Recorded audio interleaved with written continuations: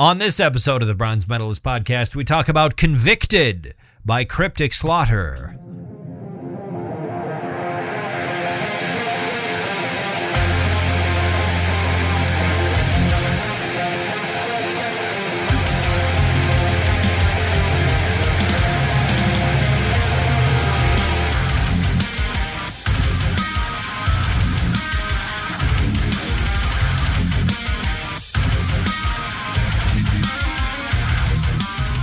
Hi, everyone. Welcome to another episode of the Bronze Metalist podcast. I'm Kale. I'm OJ. We're two professional broadcasters. We like metal, and we like to talk about it when our audio equipment allows us to do that. This is take two. Yeah.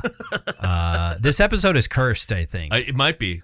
Maybe we shouldn't talk about... Cryptic Slaughter. Cryptic Slaughter. So there wasn't an episode last week. Right. As I was trying to explain before... Our board cut out for no goddamn reason the first time we were talking about this. Yeah. So Wednesday afternoon, end of the workday. Did we say who we are? I'm Kale. I'm OJ. Yeah, we said that. We did. We got there. I mean, that was right off the bat. Okay. You're okay, man. You're okay. All right. Yeah. Anyway. So end of the day on Wednesday last week. Yeah. I have absolutely nothing in the tank. I was running on the memories of fumes. Right. Because I hadn't been sleeping well all week, probably because I had a mild concussion that I was still recovering from. And I was just headachy, tired all week, had nothing left whatsoever. And I said, you tapped on my studio door and came walking through it. And as soon as your face came in the door, I'm like, oh, we're not podcasting tonight. Yeah. I can see that right now. I had nothing. Yeah. Nothing at all. And so I was like, okay, well, I'm going to go home. I'm going to chill out tonight. I'm going to go to bed, take a nap. And then I'll wake up super refreshed in the morning. Yeah. Ready for another day of work, and we'll meet and we'll record on Thursday night, and everything will be fine. And then we did at not see Kale the next day. 2:30 in the morning, my water heater decided the floor of my basement was too dry. Oh, that's great. Yeah, the coupling that connects to the water heater, the cold water line that supplies the water heater with water to be heated. Decided to be uncoupled. It said, what if I was not connected to the water heater anymore? I don't know how or why that happened. Sure. It seems like maybe it wasn't connected very well in the first place. There was a fair bit of corrosion on the male threads, I guess you'd call them, the part that goes inside the other part. Right. The penis. The penis threads. Yeah. There was some corrosion on that. There was some tape as well. Oh, so it almost looks like it was barely on there in the first place. So you weren't the first person to attack this issue. If there was tape on it. Potentially. It was hard to tell how old this work was, if anything had been done since the water heater was installed. But it came off, and so the full flow going into that water heater was instead spraying all over the inside of my utility room.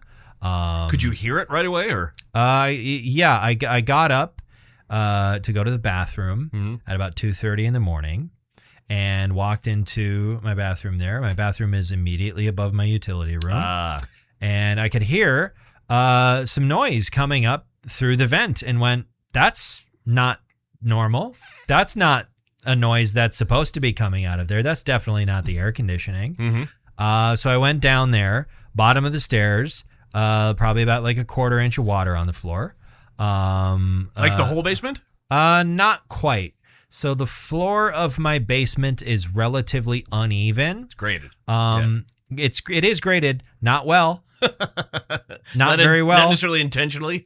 I think it was intentional at one point, but that was 1952. Sure. And some things have happened in Minot since then. What? Well, I mean, about half of this house was underwater for a few months. Three along times. with all of the other houses in this neighborhood and this entire part of town. The concrete is maybe not as even now as it once was. But in any case, the water managed to avoid what would be the eastern side of the basement. Okay. Most of the standing water was on the west side of the basement. So it'll go all the way to the north side of the basement as well then? It did. Okay. It was up against the wall. It was mostly in those areas. And it came underneath the timbers in the drywall. So there is a drain in the laundry room, which is next to my utility room. But there is a hump in the concrete there that prevented the water from just draining straight into the laundry room and the drain that's in there. And so instead it went the opposite direction underneath the timbers into my storage room. That also is where I had your weapons and stuff. That's where my guns were. Yeah. That's also where the breaker box is. Oh, geez. It's well up and off of the floor, but that's where that's the electrical room basically.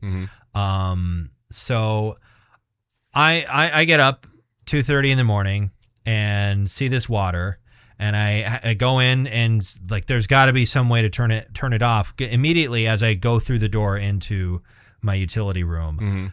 Blasted with cold water. Oof. This is probably mildly oversharing. I'm naked. Of course. Because I just got up to go to the bathroom, and I guess... You live alone in your own home. Yeah, and I find it more comfortable to sleep that way. There you go, ladies. People can know that about me.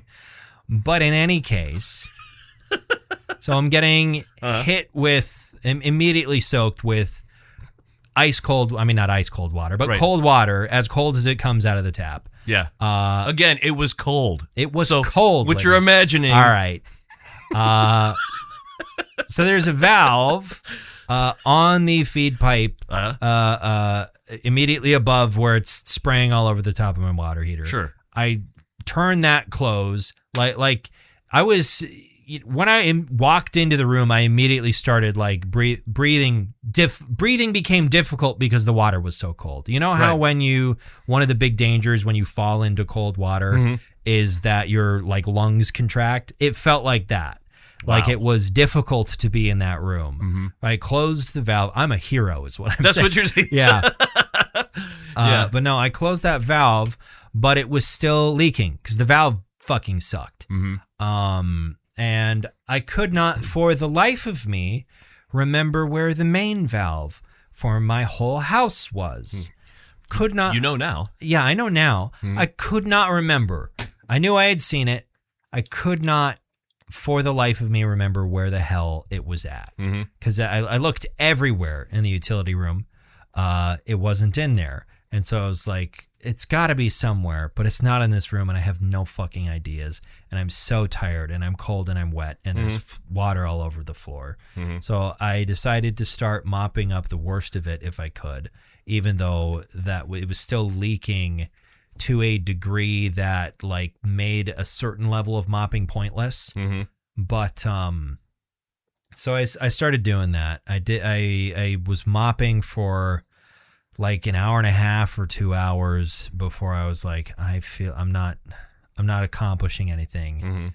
Maybe I should go upstairs and try to go back to sleep, and then I'll get up. I'll get up at 6 or whatever and start making some phone calls and see what I need to do. There was no way in hell I was ever getting back to sleep. No. So I went out into my living room and just laid down on the couch and turned the TV on. I was like, I'll just sit here and at least get my mind off of it for a little while. Did you find the valve? Eventually, I'm getting there. Okay. Story's continuing. Gotcha. So I wait around until 6 or so in the morning, and I start making some phone calls. I call our boss, and I'm like, hey, I'm gonna need to take care of this. Can I have the day off? He's like, yeah, that's fine. So I called my dad and I'm like, do you remember where the fuck the main valve was at? And he couldn't remember either. And so I was like, well, fuck. Okay. So then I called right at 2:30 after I got the valve closed. I called the emergency line for home serve, which I pay for through my gas utility. Gotcha. Hi, Zima. Hi. She needed to be acknowledged. But I contacted them, and they were like, okay, you know, we'll as soon as possible, we'll put you in contact, or like we'll put you in contact with the plumber to come and fix it. But so the plumber ends up calling me at around 7:00, something like that, or maybe it was closer to 8. But they call me immediately. Before they call me, I had an idea, which was I should look at my home inspection documents, and I bet there is some documentation of where the valve is. Nice. The shut-off valve and the meter for the water is. And there was. It was not immediately helpful because it was a picture of the inside of a box where the valve is, with no instructions or, you know, any sort of writing about where in the house it was. Scared the cat. Yes. There was no information about where the fuck for me to go to find this box. I'm sure it was in the basement. It was. You know that weird sort of closet cubby thing I have in my basement? On the left-hand side, on the bottom, there is a cubby that has a door on it. And inside and the door. And it's behind that door. It's so stupid. Why would you put it there? Why would you put this thing around it? I don't know. There is a lot of, I think every house, like at least, you know, in North Dakota that I've been in, has like that kind of a box around the lever. I guess. It makes sense for you to not hit it, but it's disguised in such a way that, you know, if you're a brand new homeowner and you don't remember by heart where all of the things in your house are, and you have an emergency, it can be a problem. And it was. But I turned that off, stopped the leak. My dad came up. We vacuumed, and because I have a wet, dry shop vac, which handy. It didn't occur to me until just before my dad got here that like, oh, that's right, I have a wet, dry shop vac. That would be very useful. I had 2 of them. So we mopped and vacuumed up down in the basement until the plumber got there. Then once the plumber got there, and once he was like, you know, could fix this, but I think it'd just be best if you got a new water heater. It was like 15 years old. Sure. It's like, yeah, that's a good idea. I thought I was going to be covered. My policy through HomeServe is up to $1,000. Unfortunately, I'm still in a 90-day waiting period from when I moved in for that coverage to apply. And I was like, okay, what about my home warranty? My home warranty only covers water heater replacements for water heaters that are up to 12 years old. So I had to pay $1,600 out of pocket. Right. So there goes my other home improvement plans for the summer. Also, no hookers and weed this weekend. No more hookers and weed. Just this weekend. Exactly. Just this weekend. That's a week's worth. Yeah. Exactly. No, I was like going to buy a dishwasher sometime this summer. I don't think that's, you know, I mean, technically I could afford it, but I don't want to spend that much.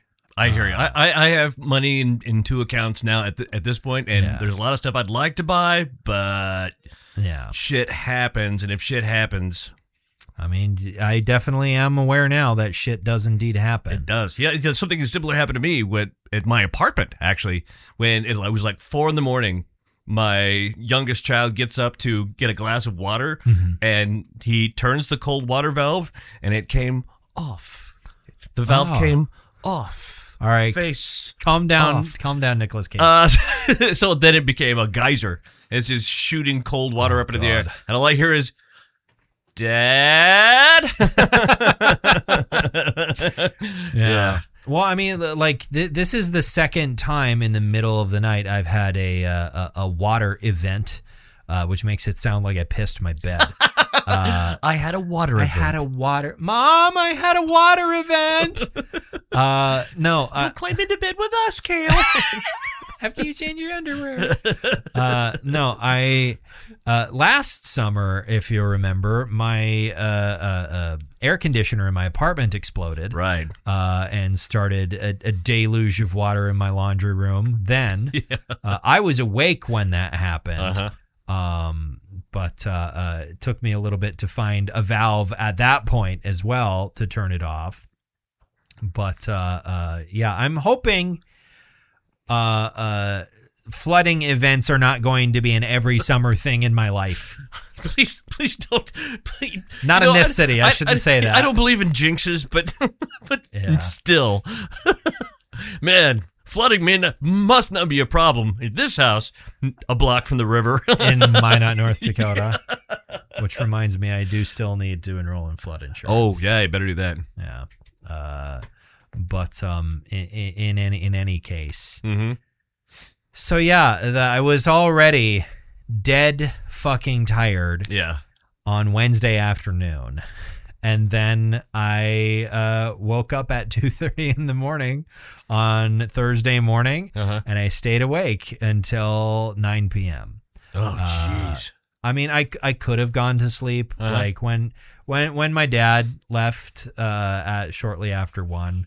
Like we get the water heater got changed and basically everything got mopped up and dried out by like noon. But I was, I was at a wreck physically and just, fatigue wise. So I was like, I'm not going back to work. Yeah. I'm absolutely not going to work. I wouldn't have been safe to drive. Yeah. But when we went and got some lunch, and then after we got back, my dad was like, "Go, just take a nap, take it easy." And I was like, maybe, because like if I take a nap now, I'm gonna wake up at 10 p.m. Yeah, and then you'll be all fuckered up. Yeah, and for days. It's gonna be an absolute nightmare. So I went to bed an hour early, and was fast asleep probably by like 9:45. Yeah. And that's best thing for you. Honestly, probably the best sleep I've gotten in a very long time. I just wish all of that shit hadn't had to have happened beforehand. But yeah, so that's why we didn't record last week. After that, I had an okay weekend. Sure. I bought a big axe. And I busted up one of the tree stumps in my backyard. So you bought a big axe and you were shredding. I was shredding. I was tired of having to mow around the tree stump, so I busted it up. It was already old and kind of rotten anyway, so it wasn't too hard. Look, as a representative of that group, the old and rotten group, don't appreciate the denigration. That was fun though. I've always liked chopping things up and smashing stuff with sledgehammers and whatnot. So that was fun. I would love to have like a big log or like a tree or something. Yes, funny.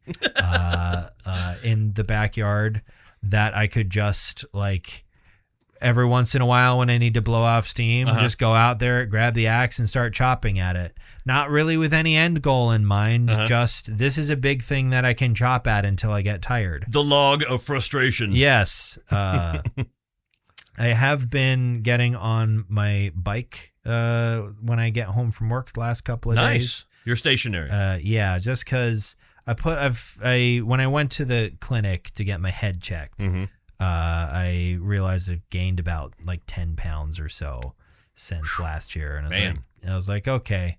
Let's I think part of it is because I used to walk to work every day. Yeah. I'd walk like a mile and a half every day, which isn't super long, but it's activity. Right. So I was like, I need to do something, even if I'm not like, shedding 40 pounds over the next few months, like just, be a little bit more active. I like to go on walks, but I oftentimes feel like I don't have the time for them where I'm like, I'd rather spend the next hour doing something else. And it's a little bit easier of a prospect for me is for like, as soon as I get home from work, I just grab my laptop, pull up a YouTube video I want to watch and set it on the little holder on my stationary bike, which I moved down into my basement, by the way. Which is wise. It was in my garage taking up space. But only if it's waterproof. I mean, it's not waterproof, but it was in my garage taking up space, and so I managed not to have myself crushed by it on the way down the stairs. That's good. So I get home from work, I just throw on a YouTube video and just pedal for 10 minutes or whatever, and it's exercise. I work up a little bit of a sweat. I'm not trying to go nuts with it or anything, but it's better than nothing. I'm just imagining having gotten that text, very cryptic text from Cale. He says he's trapped under a stationary bike at the bottom of his stairs. That's not cryptic. That's very specific. What does that mean? What could that possibly mean? Anyway, ham sandwich. What is this cryptic text Yeah, from my friend who famously is extremely literal and explicit and forthright and explicit, who lives 2 blocks away? Yeah. Now. What could that mean? Well, man, I wish Cale would speak more clearly. Is he playing a video game? I wish he would say what he means. Why is he always speaking in riddles and not saying exactly what he means all the time? Exactly. So how have you been? I'm okay. Cool. All right. Do you want to talk about actually though? What have you been up to? I started finally after all these years. I finally started watching Better Call Saul. Okay. I'm almost done. Have you never watched it at all before? I started the first episode, and then I was feeling stressed out that day, which didn't match the energy. It is kind of a little bit of a stressful show. It's a stressful show, but the more I'm watching it, he's gotten past the point where he's helpless. He's now he's becoming starting to become Saul. Yeah. I think I watched the first 2 or 3 seasons of that before. Something distracted me, and the show wasn't done at that point. This was this was probably 2019, maybe, maybe 2018. I don't know. A lifetime ago. Feels like it anyway. But I watched like the first couple of seasons. Like, oh, this is really good, and then I didn't keep up with it for whatever reason. So at some point, I will go back and finish it some way. I recommend. Yeah, it's good. Just take my word for it. It's a good show. Yeah, I mean nobody else is saying it. You don't. Yeah, no one else has said that Better Call Saul is good. Yeah, it's not like they won a ton of Emmys or anything like that. Maybe if I ever come across a Blu-ray box set that sure is at a good price. I mean, it's on the Netflix. I don't have the Netflix. Oh, right. Do you have any streaming services at this point? I have Dropout, and I think that's it. Wow. I wasn't using any of them. I don't think I ever paid for my own Netflix. And I wasn't using Amazon Prime anymore. Yeah, I dropped that as well. So I dropped that, and like all the ones that I paid for, I realized that I wasn't using anymore. The only I guess technically it's a streaming service. I have access to YouTube Premium, but I'm mooching off of one of my friends. I was gonna ditch the Disney. Yeah, but I thought about it a week too late. I looked at my checking. And I went. It was on a yearly subscription. Yeah. I had the idea to drop Amazon like a month before my year was up. Same here. So yeah, I dropped that, and I think the only streaming service I have right now that I pay for is Dropout. And you watch Dropout? I do actually watch that. And it's a lot cheaper than the other ones. So $50 a year. Yeah. Also physical media is nice. It's not so nice when you have to move, but the fact that you've got it. I was about to say, and no one can take it away from you. That's not true. Well, I mean, people could physically take it away Right. from you, but also the way that like any kind of electronic media works, there's some fuckery that can be done. Right. In that sort of, there's updates to Blu-ray players and stuff and whatnot that I'm sure can be done. Or like, you can't watch this anymore. I don't think that really happens much, though. I don't think it does, but it's a thing that can happen. Right. I feel like the only media that is immune to that is like VHS and vinyl. Yeah. Is basically impossible. Compact discs, maybe. Yeah, probably CDs as well. As long as the reader is not like, I don't know, connected to the internet. I don't think there's DRM for that stuff. No, I'm sure there's not. But I think there is like DRM for Blu-ray stuff for Blu-ray. I think there can be. I think there usually isn't, but I think there can be. But yeah, it's there you go. I also just having a box set of a great TV show I like is appealing. It is appealing. At some point, I should buy myself the gift I got you Yeah. quite some time ago with the Twin Peaks box set. You should. It's a great show. Yeah, I get myself that, and I have some of the seasons of Breaking Bad, I think, on DVD. I don't think they're on Blu-ray. I'm thinking, though, once I finish watching all of Better Call Saul, you'll watch Breaking Bad again? Back. Yeah. Yeah. I don't know how much of Breaking Bad I have on DVD. I know I've got a decent chunk of it, but yeah, I don't know. At some point I'll get back to like actually watching TV shows and movies. Yeah. Maybe someday. I don't know. It's always just video games and then YouTube and then I don't know, painting some Warhammer minis. I did finally sign up for the Ascension League at the game store, so I'm in there.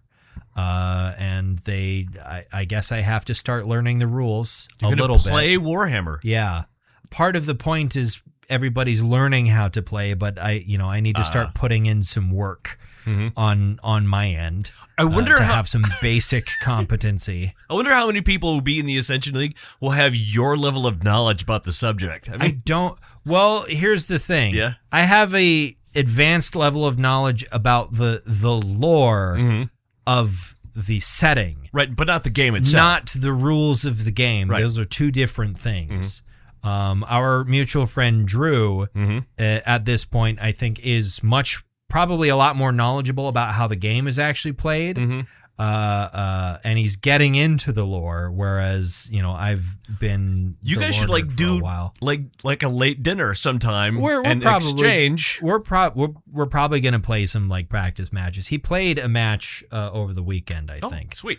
For the first time, but yeah, I'll probably next weekend I think is when the 11th edition rule book like standalone comes out, so I will probably go and pick that up. The rules are available for free as a PDF online, but I don't learn good off of like PDFs, on especially if it's long, which it is. Right. My brain just does not learn the same way reading off of the computer screen the way that it would from a physical book. So it's like, yes, I know the digital version is free, but I feel like I will have an easier time sitting down with the physical book and actually reading through it, over the course of an afternoon and do a better job of retaining that information. Could you not just print it out? I could. I don't know if that would save me any money. I mean, the physical book is $25. I also don't have a printer. I'm not going to print it out at work. These are fully illustrated pages. Oh, sure. It would take a lot of ink. It would be hilarious if Kim comes in the morning and the printer's screaming at her, "It's all out of all the colors. You need a new guy. Just replace this cartridge." When I was in college, I printed off on my printer the entire starter adventure for 5th edition D&D. And that took all afternoon and basically drained all of my ink cartridges 100% dry. Wow.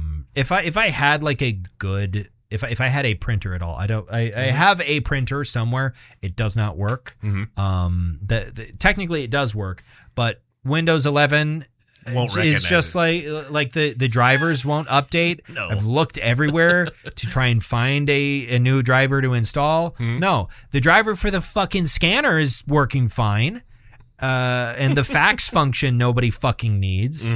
That works fine. But the drivers for the fucking printer are nowhere to be found. So yeah, I don't currently have a printer. I remember my first computer printer had a letter ball and then it and it had tape behind it. So it printed. Those letter balls are so the ball typewriters. Those are so cool. Yeah. Like they're so. It's crazy to think that's all entirely mechanical. That's insane that it's that intricate that this ball rotates to present one letter. It's so cool.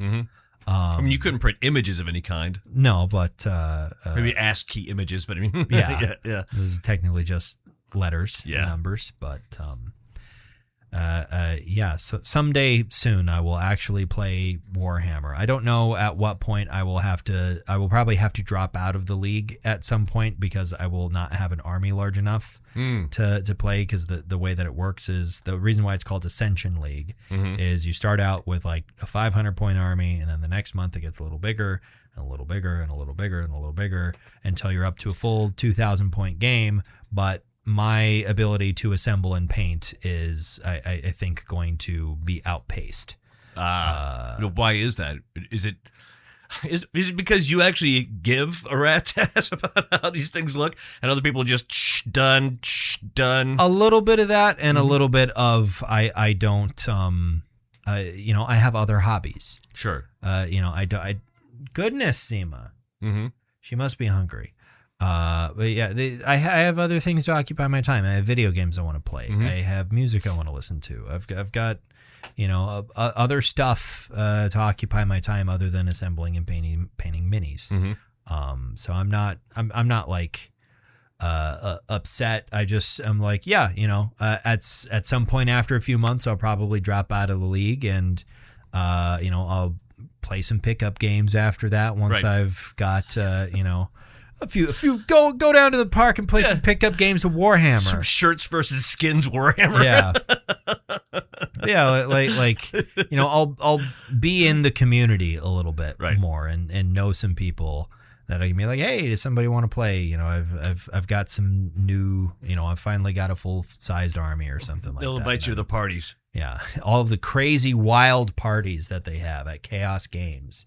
But what's funny is, I don't know if I want to admit this like on the podcast, but with the I was dating a woman, and we were sort of in the sort of kinky scene here in or somewhere. They're all nerds. Yeah, I mean the Venn diagram between the like kinky tabletop scene. Nerds and kinksters. Yeah, it's a circle. Yeah, it's a circle. It's a circle. Yeah. Yeah. I mean, it's the same. It's like theater people. Right. It's the same deal. Right. Like all of these nerds have far more sex than you could possibly imagine. It's either no sex or so much incredibly freaky sex. Like yeah.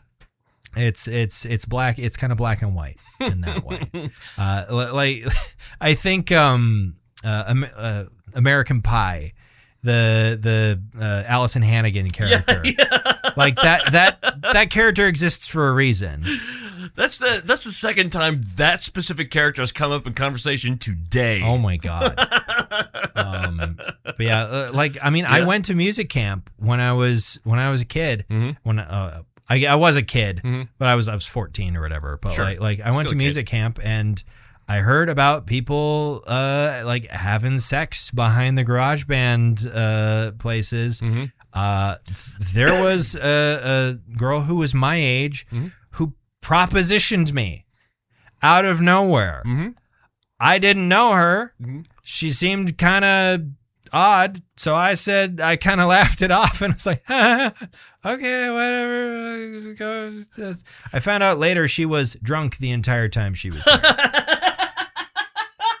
So I'm glad the weird vibe radar kept me out of a weird situation. She was also kind of an unpleasant person. Oh, she was not unattractive. She was just kind of like, you've got a bad vibe. You're abrasive. Yeah. I mean, you probably also missed out on fun, but I mean, yeah, I am not that kind of person where I do not find that vibe fun. No. There needs to be some more going on than just the sexual aspect. If I feel uncomfortable, then it's going to be a bad time. Sure. There has to be a connection. Yeah. If I'm like, this person is a psychopath, doesn't matter how good the sex is, I'm out of there. Yeah. I wish KLU could go talk to younger OJ a few times. Younger OJ?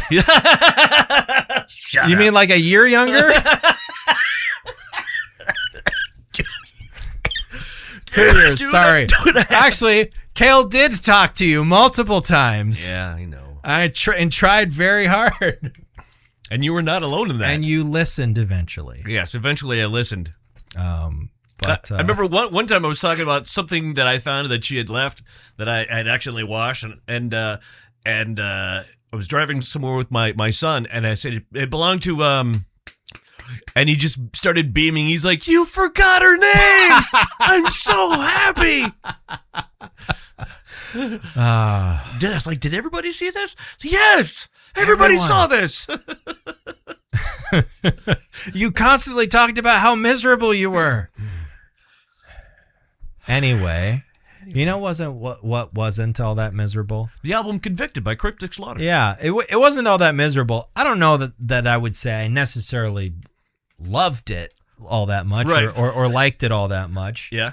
But you appreciated it. I appreciated it. It is definitely like you listen to it and you're like, yes, this is definitely the first album from a bunch of young, very enthusiastic guys in the 80s who were just having some fun with it. Yeah.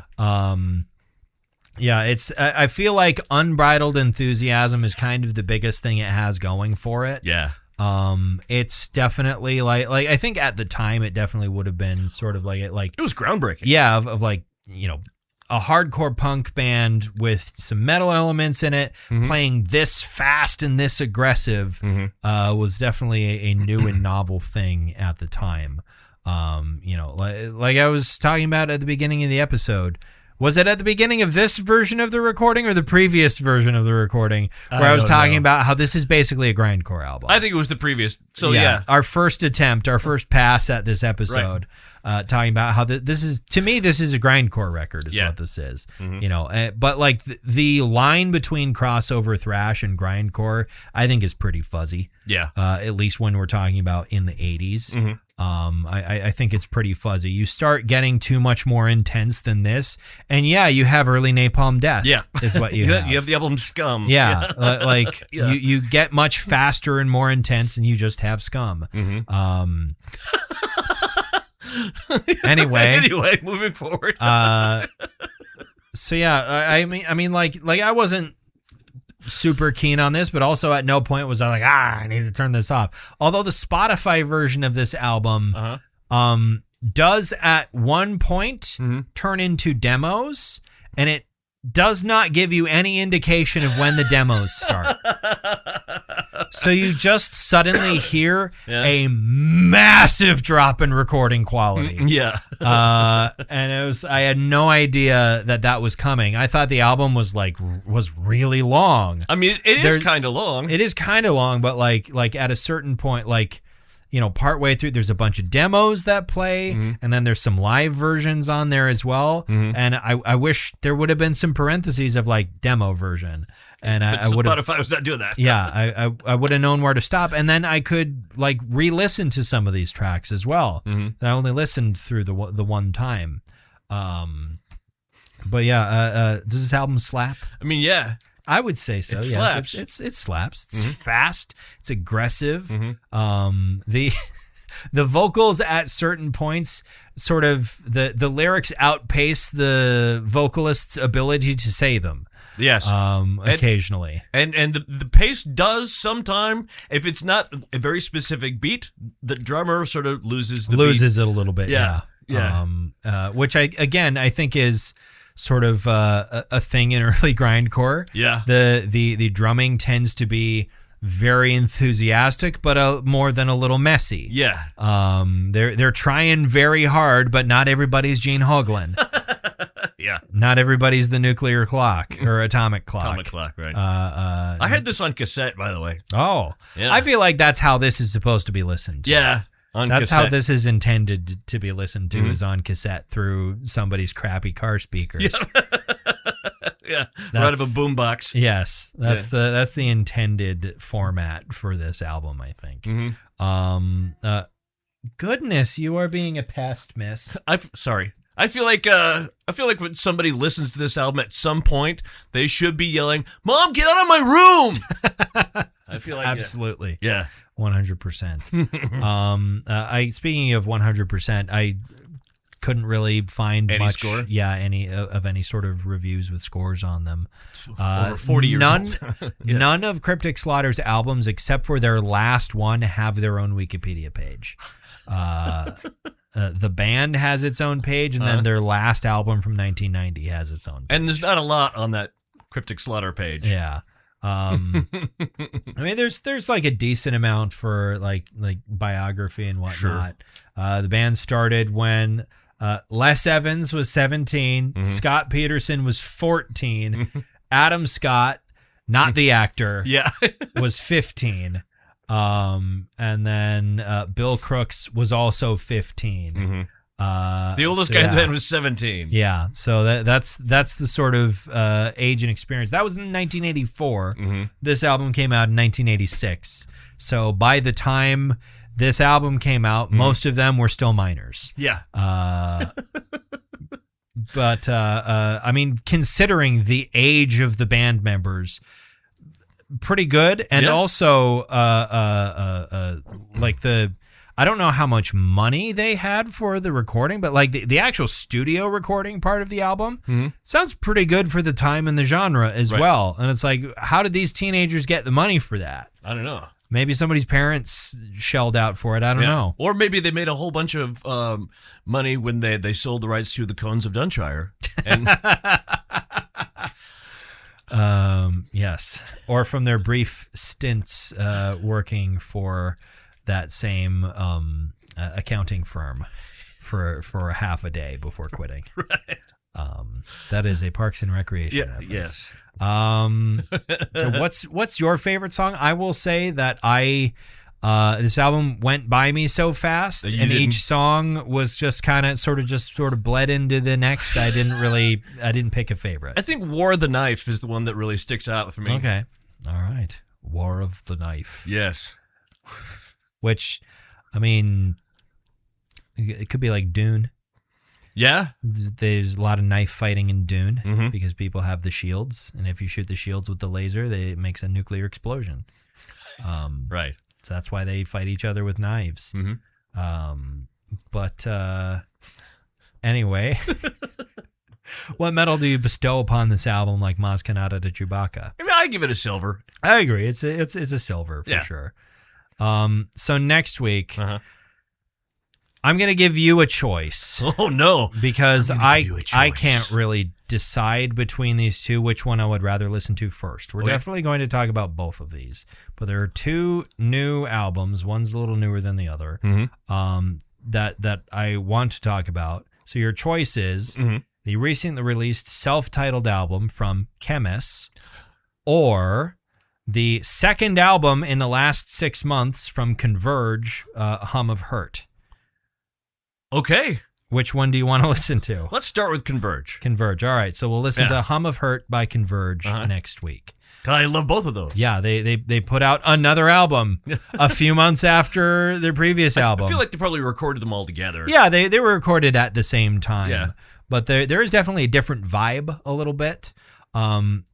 If you can believe it, this album is even more urgent and also a bit more angry. And Love Is Not Enough was already a pissed off album. Holy shit. I feel like Hum of Hurt is angrier somehow. Well, now I really got to hear it. Yeah, it's some good shit. All right. Definitely. It's definitely more than just 30 minutes of B-sides from Love Is Not Enough.